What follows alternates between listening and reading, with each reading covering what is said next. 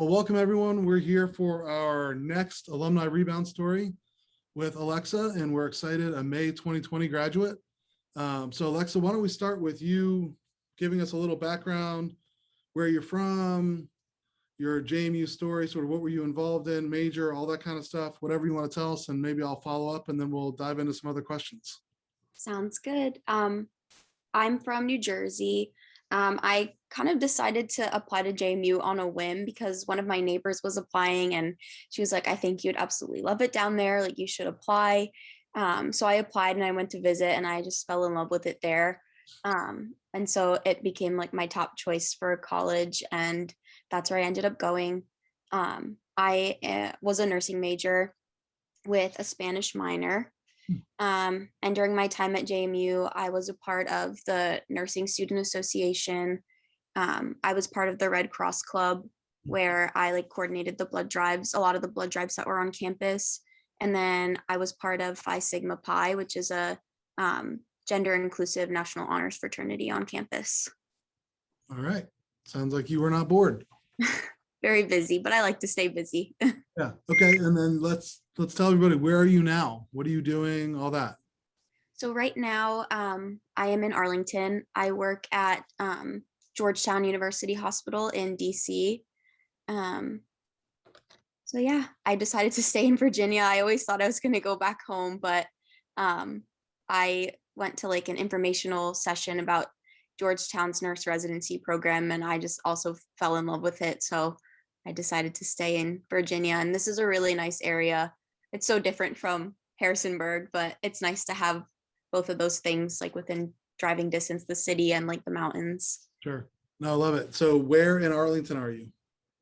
I'm in Roslyn, which is right before the Key Bridge into Georgetown. So it's really close, which has been nice. Yeah, got it. So let's do a couple Arlington, Northern Virginia things I don't normally do, but let's ask some of these questions. So how do you get around in Arlington, DC, all that? I have my car with me because there's a big parking garage on the campus. So they allow, the hospital's on Georgetown's campus, so they allow us to park in the parking garage. And where I live in Arlington, it's a lot more residential, but also kind of city-ish. It's much easier to drive here than it is in Georgetown or DC. But I mostly get around with my car unless I'm driving, or I mostly walk unless I'm driving to work, then I will take my car. Okay, and then let's help people plan for finances. Do you pay for parking on both ends, both at work and where you live? I do, yes. Okay.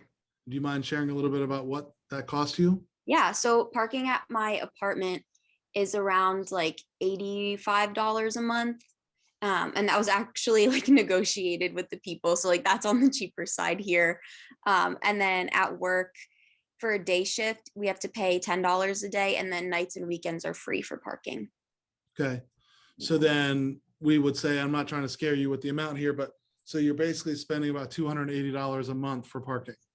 It's pretty expensive for my work schedule. It helps a little bit because I'm doing mostly night shift right now with a couple days sprinkled in between. So I've gotten away with mostly free parking. But on the days that we have to pay, it does add up quite quickly. Okay.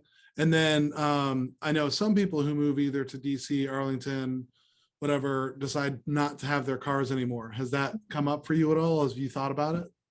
I thought about it at first because they do have a shuttle from Roslyn into DC or into Georgetown, that works with the hospital. But it was just with COVID and the timing of my shifts, it was just going to be hard to get that to work well every shift that I needed it to work for. So I just decided to have my car here as a backup. I've used the shuttle a couple of times, but driving hasn't really been a problem with traffic or anything because our shifts are before and after rush hour when we have to get there. So it hasn't been too bad. Okay. Last car question. Mm-hmm. So for your parking at your apartment, do you have your own spot or do you have to drive around till you find a spot? How does that work? We have all assigned spots. So you have you pay for your spot and that's your spot. Okay. So I'm just trying to set our class of 2021 up for, if they're going to make you pay for parking, you better get a reserved spot is the lesson I was trying to set there. Yes, definitely. If you're going to pay that much for parking, you make sure you have your own spot. And then let's stay with living now for a second. So you're working at Georgetown. How did you decide where to live? I have a roommate who's one of my good friends from home. And her office where she works is in Roslyn. Hmm. So we decided that we were going to live together, and it worked for both of us more to live in Virginia. And it was just like a little bit cheaper than it is to live in Georgetown or like anywhere else in DC. And then again, with the whole like driving to work situation, we thought it would be easier if we lived here, and then I could commute into Georgetown, and then she was able to walk to work. But now, of course, she's working from home. So, Sure. yeah. Well, and I do think that's one of the things I want people to realize is that a lot of people are like, oh my God, I really want to live in DC. And it's like, Yeah. Arlington's really close. I mean, you were, if you work with the Metro, you're one spot from DC. Mhm. I used to work at one stop into DC. So I know like it's Roslyn, then you're in DC.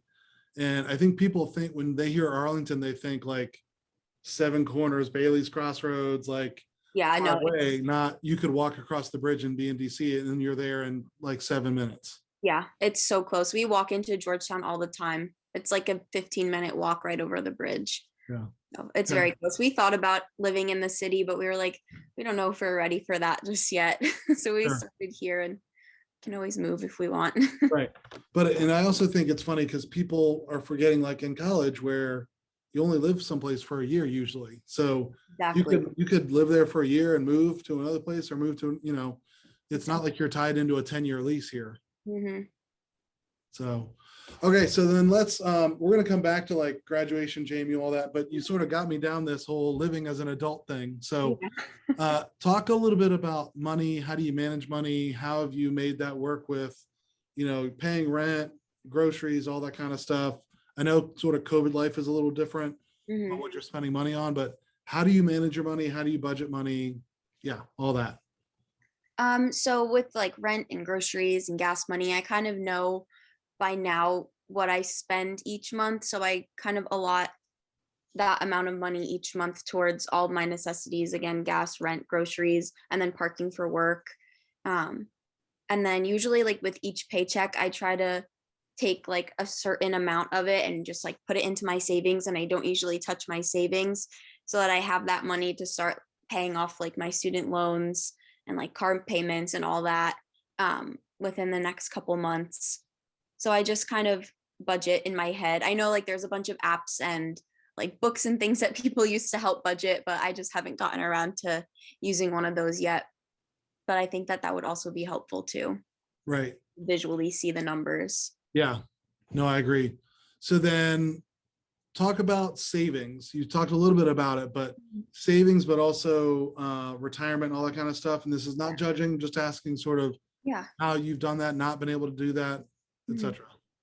Yeah, so with Georgetown, they offered us to like when I first started during orientation, they were like overwhelming us with all this information about like making your like retirement accounts and like all these things. And I was like, honestly, I don't really know what any of this means. So I had to do like a good bunch of research and like talk to my parents about it, who were very helpful. And we have some friends who like work in that field. So I just kind of did a lot of research and spoke with people and tried to decide like what kind of like retirement account I wanted to have. And then my dad also started talking to me about like investing and putting some of my like paycheck towards things like that.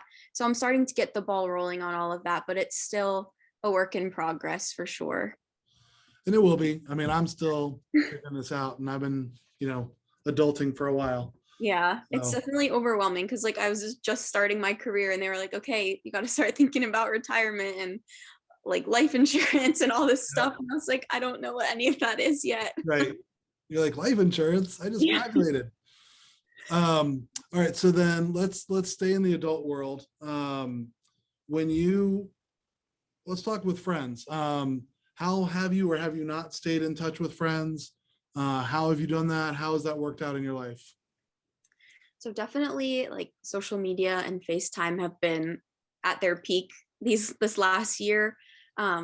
especially like over the summer, once like after the whole graduation thing happened and it all kind of set in that like we weren't going back in August. Me and my friends have been pretty good about keeping up with each other like through FaceTime and text. Like you have to put in the effort to keep in touch with the people that you want to keep in touch with, because you don't have that luxury anymore of having them right around the corner or upstairs in your apartment building. You're not that physically close anymore. So it definitely is more of an effort now to keep in touch with people and make plans to hang out safely, of course, with COVID, but it's definitely making the time for the people that you care about and that you want to keep in touch with is like the most important thing that I've learned, because you can lose touch with people so quickly if you don't reach out. Right. And then do you find that it's mutual? Have you had people who've kept in touch with you? Or have you felt like you're the one, if you don't reach out, people don't? I've found it to be pretty mutual with my group of friends because we were all pretty close in college. So we're still like interested in keeping up with what's going on in each other's lives. So I haven't really had too much of a problem with keeping in touch. Okay. And then how about, because we're coming up on a year, right, since you've been out, are there any, and again, we're trying to help the class that's about to leave learn, are there any regrets, mistakes, like, oops, that was not my best choice kind of moments that you've experienced so far in this year that you want to share that maybe could be, helpful?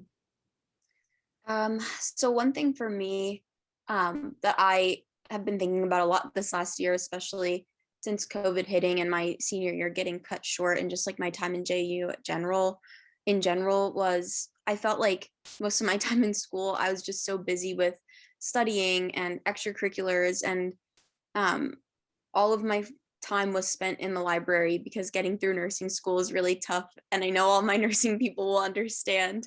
And I felt that I was almost like wishing the time away because I was just looking forward to that day of graduation where I got to walk across the stage and get my diploma and say that like I did it, I graduated.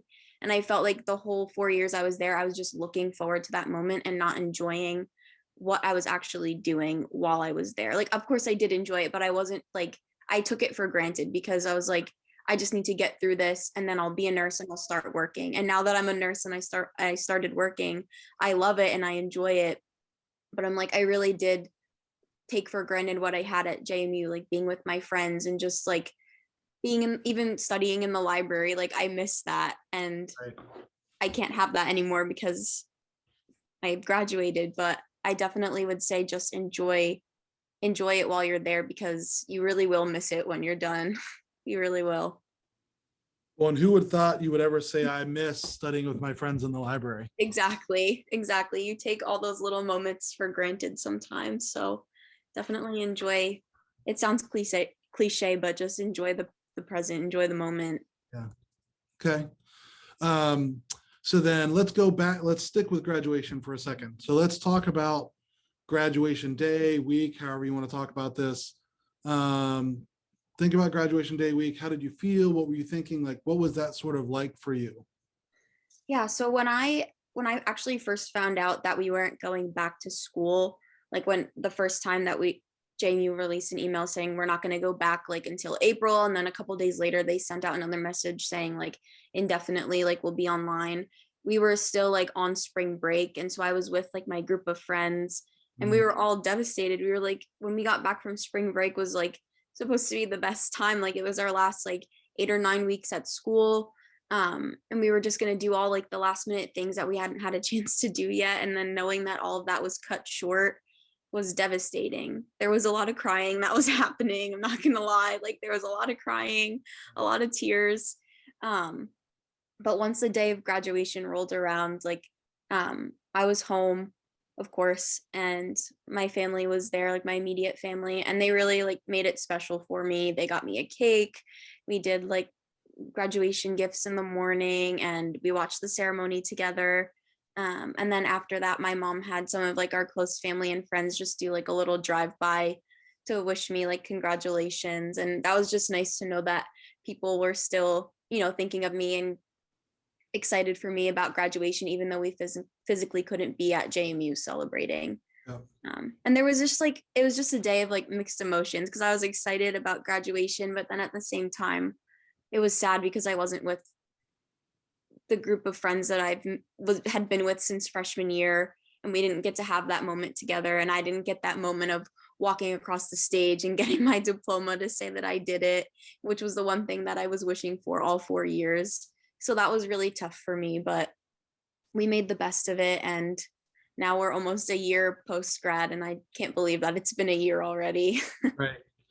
No, it is true. It tends to go really fast. Well, and I want you to know, and anyone else that listens, we're still committed to something for you all this fall, and letting you come back and do some fun stuff and have a moment back on campus, almost like your own homecoming. Yeah, So, that would be awesome. I know that a lot of the people that graduated in May of 2020 would appreciate that. no, we're looking forward to doing something, and we've got a couple ideas, so you'll be hearing from us pretty soon. Sounds good. And then let's talk about, let's see, there's two other things I was trying to figure out. So if you were going into your last, so imagine you get the chance to go back in time and talk to yourself on March 15th of 2020. You're probably coming right out of spring break. Yeah. It's actually basically the Monday after spring break when you found out you weren't coming back.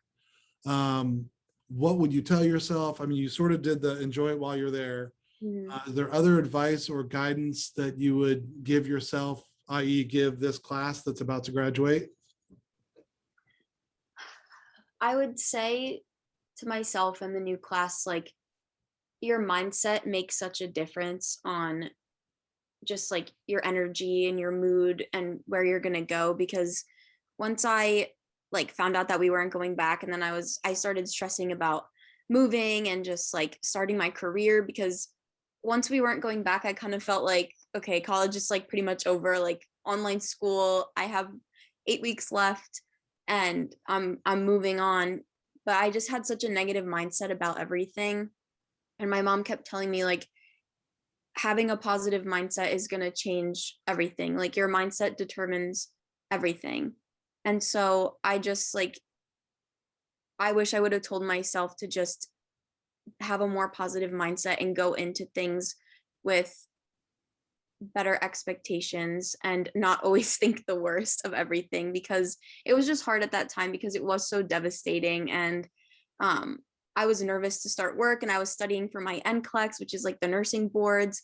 So there's just a lot going on at the time, and I didn't think I would be able to pass my boards. And it was just like all about my mindset in the time. Right. And just like everything in the news at the time was also devastating with just like the politics and everything. So just having a positive mindset really is like a key factor to your energy, your mood, and like your driving factors to move forward. Yeah. Okay, that's great. I really believe that the attitude really is the biggest thing that we all bring to the table. All right, two last questions. One, I'm going to go back to like your adulting life now. Health, fitness, well-being, like how do you sort of manage sort of staying healthy, feeling good, all that, eating, however you want to answer that? So starting work as a nurse has been very challenging, because right now I'm kind of flipping between days and nights. So prior to starting work, I had like a consistent workout routine. I really liked the HIIT classes at JMU. So I would go to those a lot. And then during quarantine and over the summer, I was just doing them at home, like in my basement. But with switching from days and night shifts, I've had trouble like having the energy to motivate myself to actually work out. So I've kind of had to change my more intense workout routine to doing things like walking or yoga, which I've also enjoyed like in the past year or so. Since the pandemic hit, I've gotten really into yoga at home. And I've just been trying to like do things outside more, because especially with night shift, I'm sleeping all day long and then I'm at the hospital all night. And so I don't really get a lot of sunlight in that sense. So just being outside has been really nice, and it's good for your physical health and your mental and emotional health too, just to get some sunlight. And then with eating, I like to try to like meal prep things, because if they're not ready, then I just like won't eat good things. So that's been really helpful to either meal prep like certain meals, or just have like your veggies cut up and like fruit readily available, and just like healthy snacks in my pantry. Nice. So, random question. Mhm. I love HIT class too, and I always go to Nora's class. Is Yes. Nora? Yes, I know Nora. I went to her classes. My sister Brianna goes to all of her classes every week. I thought the last name was the last name that I might have connected. Yes. Yeah, I know the Brianna and Molly are much more consistent than I am in getting there. Yes, they love Um, Wednesday morning hit. yep, yep. No, and I love it. Nora's awesome. So, She is. all right. So, last question. The What is the biggest difference or differences between JMU life and adult life? Ooh. The biggest difference for me, I think, is just a lot more responsibility that you didn't realize you would have. Because in college, you're just kind of like in your routine. Um, you pay, like, at least in college, like my parents helped me out a lot with like my rent. And I didn't work during the school year. I just worked over the summer. So it was also like budgeting my money that way, saving up, and then I had money to spend throughout the year. But my parents also still helped me out. But now post grad, there's all these other things that I had to take in consideration, like health insurance and dental and vision insurance, and my utilities, my rent, my gas, my groceries. So it's just like a lot more responsibility in that sense. Um, but then it's also a lot more freedom in other ways, because I have like all this free time, and like my nurse's schedule is like a much different than like a typical like 9 to 5 Monday through Friday. So we work like 3 12s a week for nurses that work in the hospital. So I tend to have like, I could have 4 days off in one week, whether they're staggered or clustered together. So I've had a lot of free time to explore like new things that I enjoy, like a lot of my hobbies that I kind of had to put on the back burner during college because I was so busy with school and my extracurriculars. So it's been nice to kind of get back into some of those things that I enjoyed. Yeah, awesome. Well, to wrap this up, I actually met your parents recently at a basketball game here in town, and I'm sure they're very proud of you. We're proud of you. Thank you for your service and being a nurse. I'm sure that it is an unbelievable time to work in healthcare right now. So we appreciate that you've gone on to serve, and appreciate you taking the time today to talk about your journey. Thank you so much for having me.